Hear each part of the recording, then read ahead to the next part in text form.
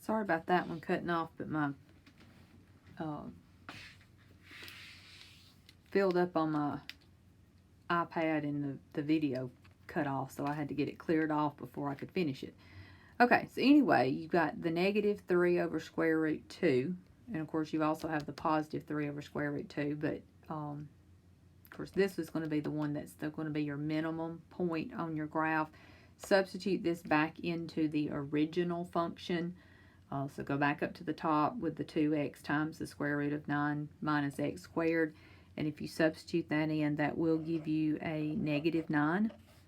And then if you substitute the positive in, then that's actually going to give you a positive 9.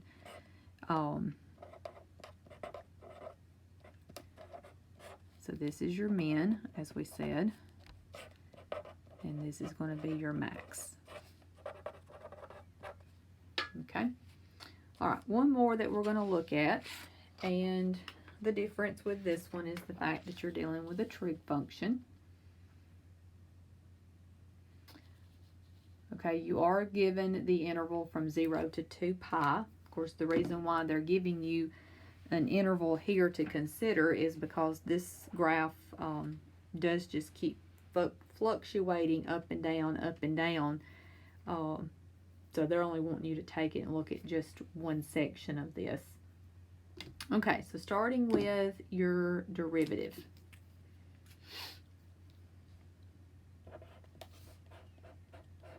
Of course, the derivative of 1/2 x would just be 1/2. The derivative of sine would be cosine. Okay, so we need to set this equal to 0 in order to locate our critical numbers. So we would have cosine is equal to 1/2. Now, your reference angle that you would deal with here,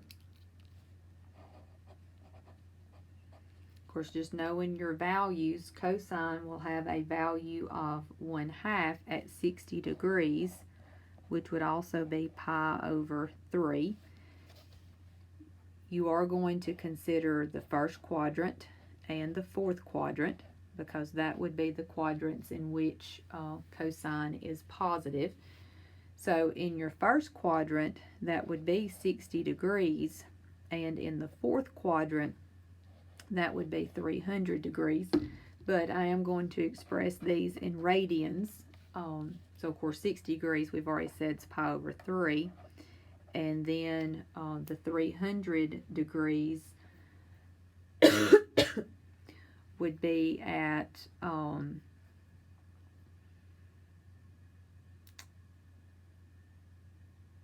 I've gone blank. 5 pi over 3. Yeah. Okay, so that's going to be my critical numbers. Okay, so let's do our number line, our sine graph.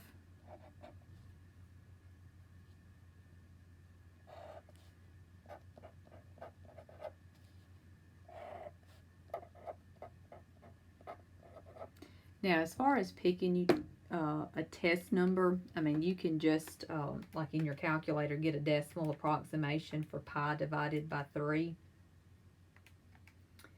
which is approximately 1.04.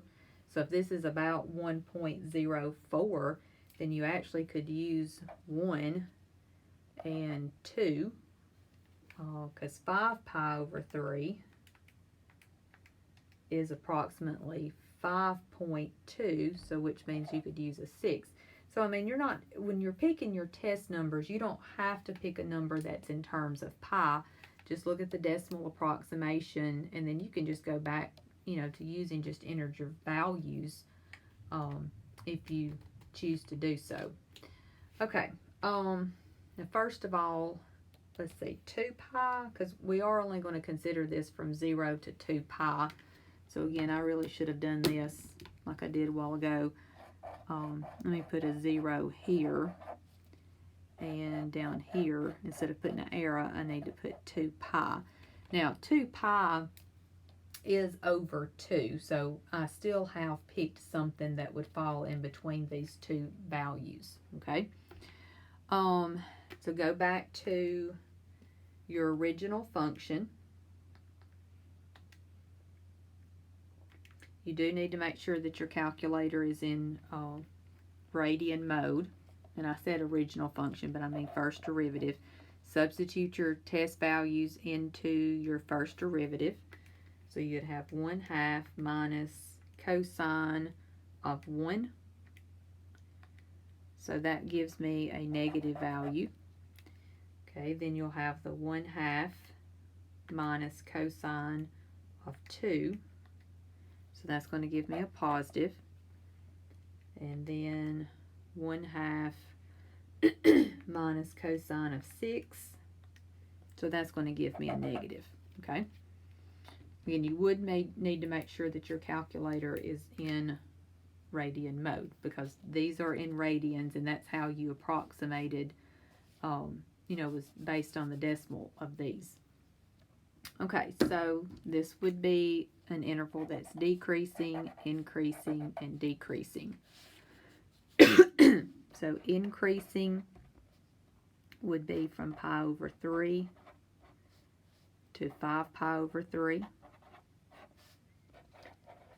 Decreasing then would be from 0 to pi over 3, and then from 5 pi over 3 to 2 pi.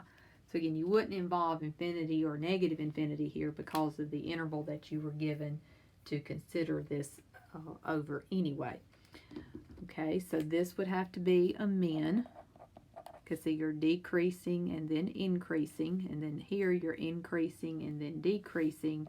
Therefore, this would have to be a max. All right, you will need to substitute those into the original function. So f of pi over 3. So we'll have 1/2 times pi over 3 minus sine of pi over 3. All right, so I'll have to work this one out. So this would be pi over 6 minus sine of pi over 3, or sine of 60 degrees, is square root 3 over 2. Now, if you did get a common denominator, which would be 6, so, I mean, it's not a typical looking y value for you, but your x value is the pi over 3, and your y value is pi minus 3 square root 3 over 6. So that's going to be this is your min. Okay. Then you'll have to do similar with the 5 pi over 6. Let me come over here and work this one out. 5 pi over 3. So we'd have 1/2 times 5 pi over 3 minus sine of 5 pi over 3. So that's going to give me 5 pi over 6 minus. Now, this is in the fourth quadrant, remember, and sine is going to be negative in the fourth quadrant. So therefore, you'll have a negative square root 3 over 2, which you can just change that to a plus then, since it's going to be minus a negative. And then if you get the common denominator of 6, so therefore your point would be the point 5 pi over 3 for the x, and 5 pi plus 3 square root 3 over 6. That's going to be your max for this one.